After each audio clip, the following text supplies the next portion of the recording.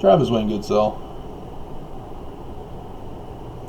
I saw that the most recent video I did about Mormons threatened to have me deny Mormonism, threatened me to deny Mormonism,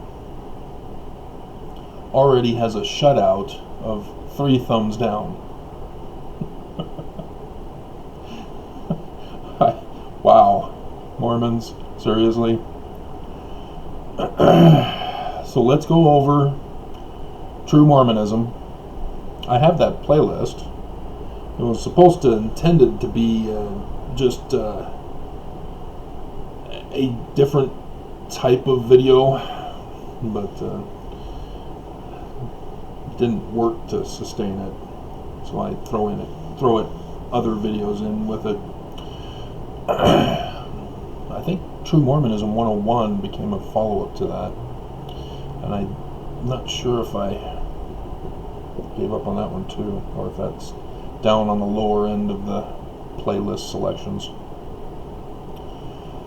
So, Mormonism. Because if Mormons are not agreed on Mormonism, then there's some problems. So first, let's deal with doctrine. We must first deal with faith. What is faith? Belief. It's from the Greek word pistos. It is translated into English in the Bible as faith. It's belief. So if you've created what Mormons have created, that faith and belief are separate, that faith is different, it's sacred and holy, and belief is worldly and opinion. No. Same word, same Greek word. So if we can't go any further than this, if you refuse to believe truth, we're at an impasse. For you are no match for my steel, and I am no match for your brains. What was it in Princess Bride?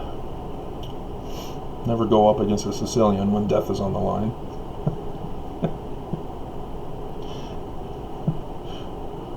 Unless you have an Agrippa, which I have.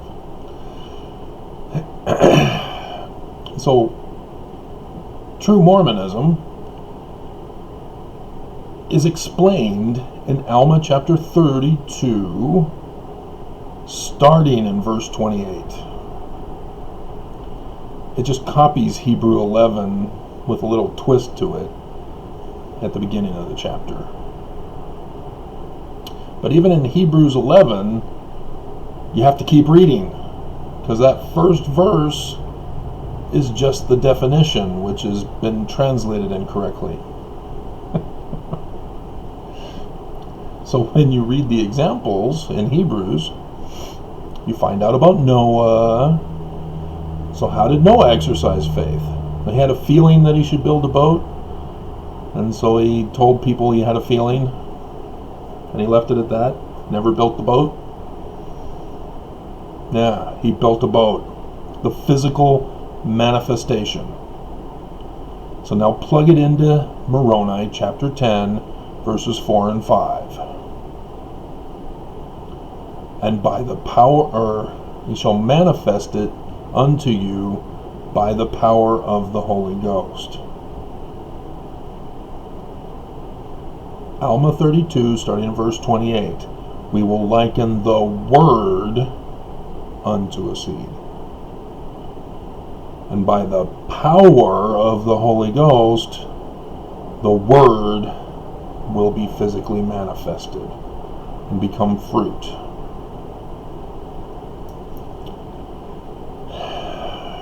And so then we can go to the prophets.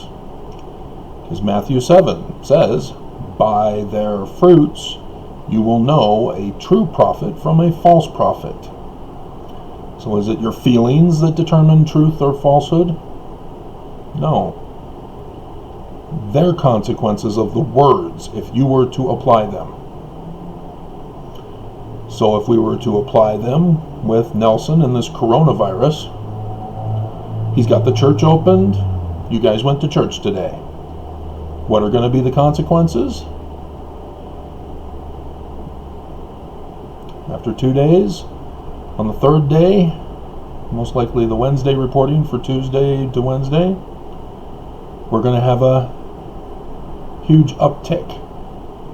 That's because church is a super spreader. So the consequences of following the word of Nelson to go to church, because he's the one that gives the orders to open or close. And right now he's opened. You follow Nelson, you get sick, you die. We now know Nelson by his fruits. The fruits of his words to go to church during a viral pandemic is death.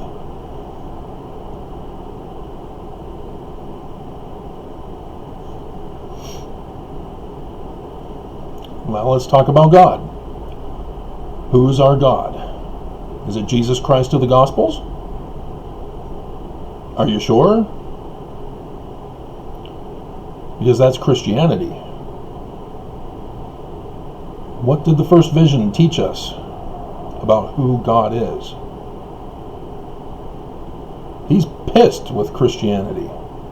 They draw near to him with their lips, but their hearts are far from him. They preach for doctrines the commandments of men, having a form of godliness, but denying the power thereof. Because they don't produce fruits. Or the fruits that they do get, they don't say, maybe I shouldn't be following this. And religious wars get started, and death. Sorry, I watched Crudes. How long ago was that? Well, probably last weekend. Or last week sometime. But, father tells stories. Nicolas Cage is the father. And tells kids stories when the daughter acts out and puts the whole family in jeopardy. And so, he tells a story about there once was a little girl, and she left the cave and she died. And the son says, "Oh, I'm never going to leave the cave."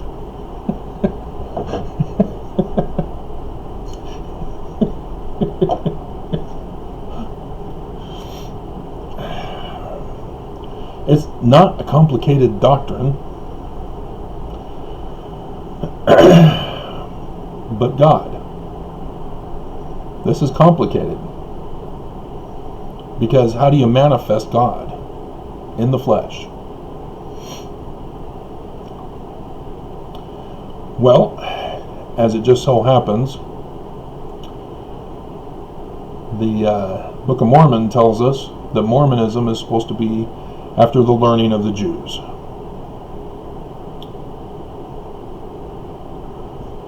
I intended to go to bed early.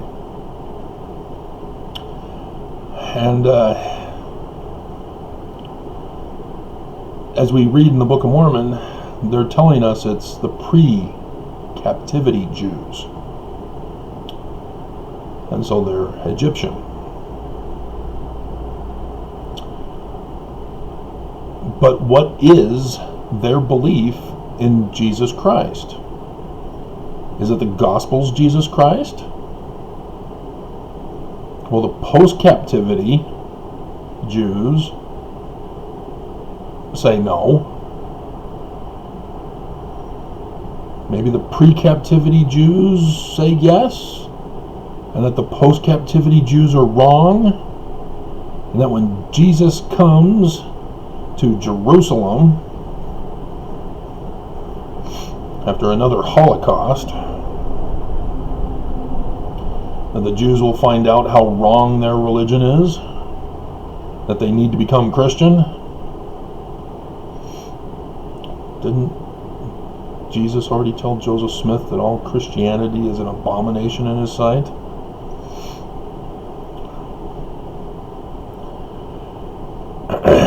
And what is Joseph Smith doing talking about section 103 verse 16, that a man like Moses from among Mormons will lead Mormons in an exodus? Well, that's a mortal man, Travis. That's somebody who's like Moses, who was a mortal man. How do the Jews view Moses? I'll give you a hint. His 5 books are considered the supreme authority. He's referred to as the Messiah.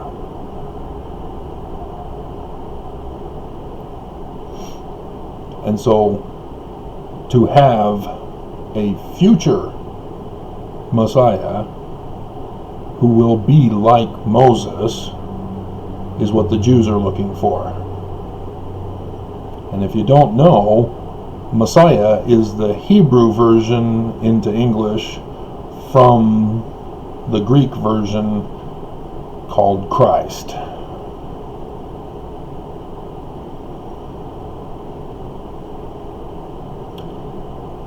So yes, the first vision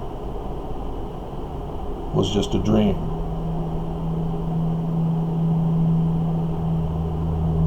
It was an actual manifestation.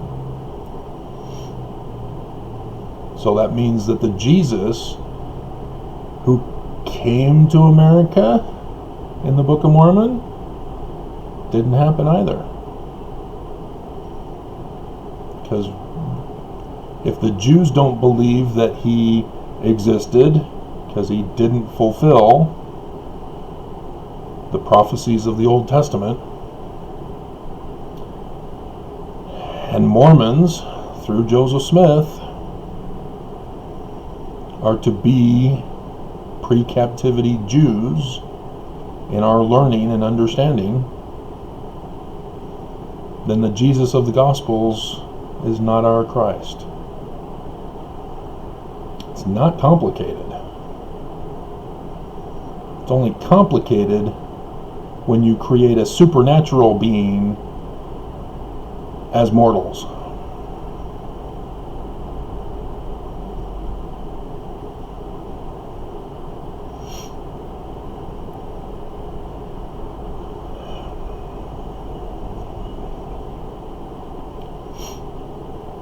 And so how should Mormons behave?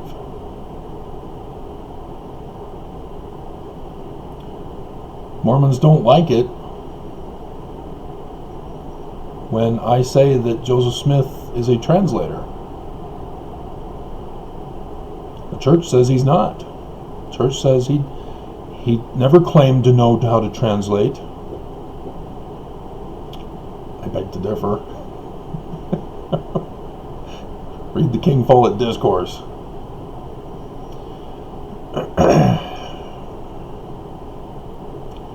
He learned biblical Hebrew, and then he goes and says, I will make a translation correcting the Hebrew text.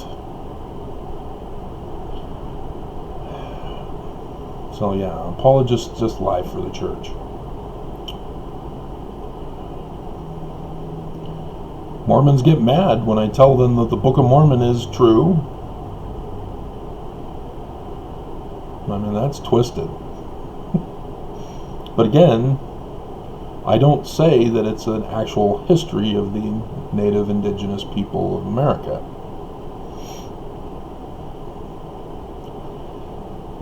Because Mormons demand that all Mormons have the universal lie, deception, and cover-up. Anything that speaks truth that does not fit in that bubble is not accepted. And so as a Mormon, Apparently my little clip on Vincenzo di Francesca didn't impress them either. I will not burn the book.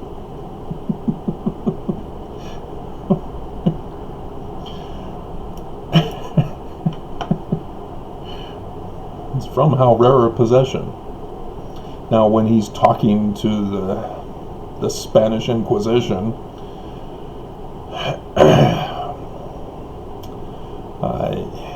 he does speak false doctrine.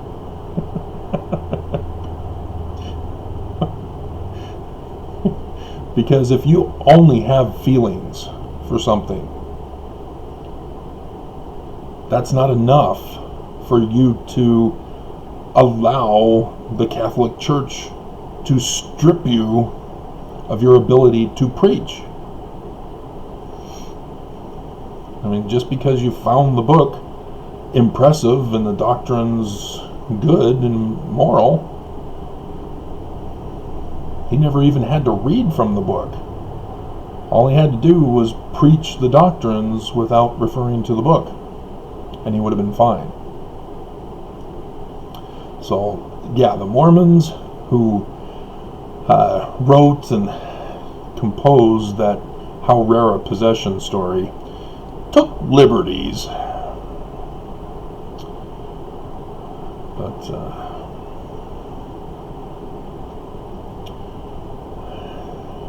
yeah.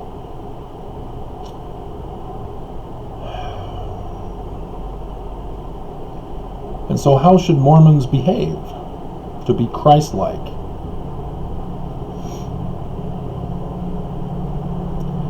Again, Mormons show that they have no clue.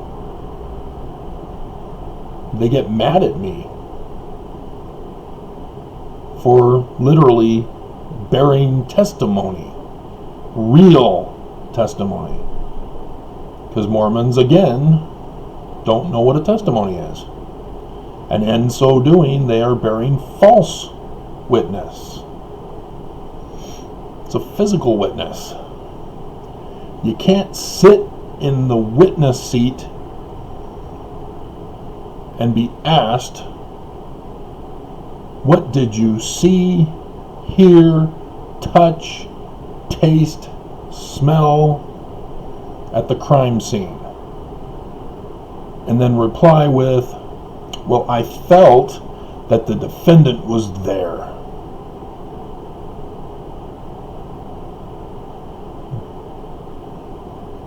Inadmissible.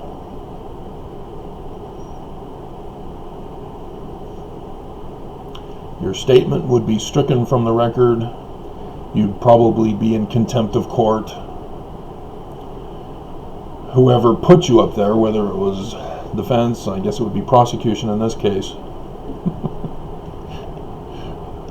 they would be in jeopardy of their bar license for having pulled that stunt if they knew in advance that that was going to be the reply. And so I don't understand why Mormons are so afraid of science, so afraid of the truth. Why?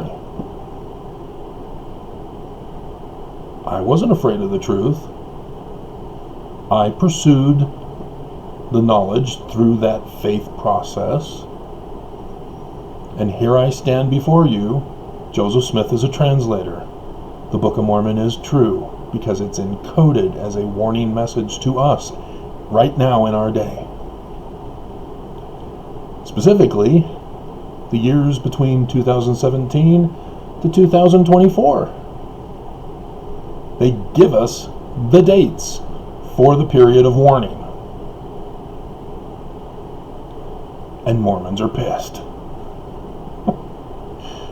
You'd think that all Mormons knew of what I know. That they are in on the plot against America. And they are, but not because they know what the Book of Mormon really says. They're clueless.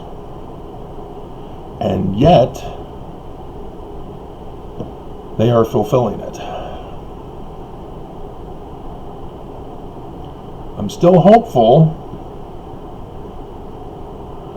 but it's going to be a sad day, because we still have section 101, verses 43 to the 60 something, the parable that Joseph Smith gives for the latter days, for this time period, where the leaders of this apostate church that Joseph Smith talks about are going to flee. And it could just be an abandonment, as they've done, as they refuse to protect Mormons from the virus and are refusing to speak out against this insurrection, the coup d'etat of America. But all Mormons know President Benson. The Constitution will not be saved in Washington. You've most likely seen that clip too, if you've seen a number of my videos. But mostly it's those who aren't Mormon who see those videos. They're the ones who put the thumbs up. Or are surprised. What? You mean Joseph is the good guy? Brigham is the bad guy? Wow, how did I miss that? But the church says that Joseph was the bad guy, but we need to trust them now.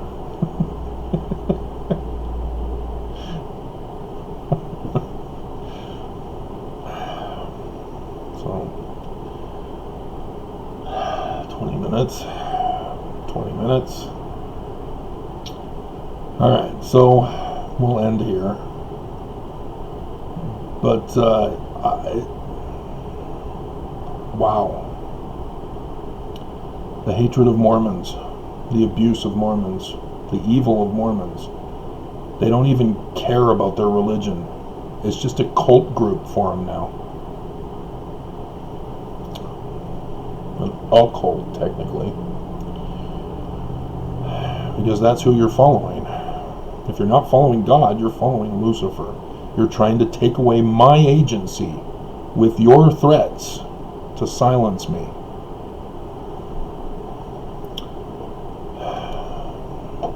Oh well. Well, at least they didn't start the war today.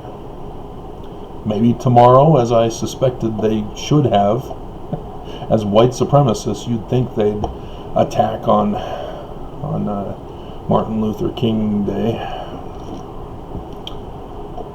But we'll see.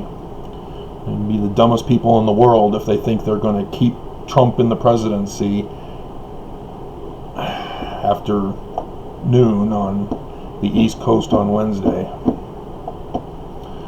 But they ain't bright, are they?